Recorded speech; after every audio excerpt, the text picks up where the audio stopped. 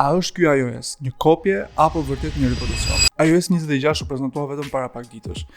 Dhe besoj keni parë tashmë të gjitha videot dhe fotot e Liquid Glass, që mendoj që është upgrade më i madh vizual që Apple ka bërë të paktën këtë dekadë fundit, ndoshta edhe më shumë. Kanë shkuar aq thellë në këtë update vizual se që kanë updateuar edhe aplikacionin e kamerës, gjë që ka qenë e paprekshme.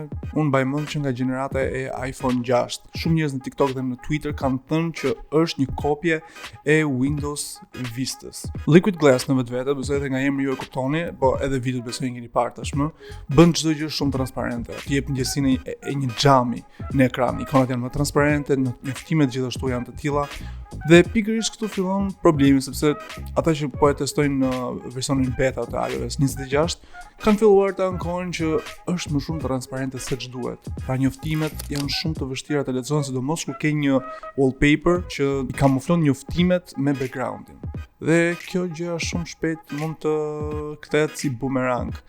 Pavarësisht se animacionet janë super cool, gjithsesi na tregoni se çfarë mendoni ju. Brandonit i duket çka, bën sens sepse është Android user. Por edhe unë deri tani jam kështu 50-50. Na tregoni ju në komente se si ju duket ky iOS i ri dhe apo e prisni me padurim apo thjesht do i bëni skip deri në momentin që Apple do i detyrojë të bëni update.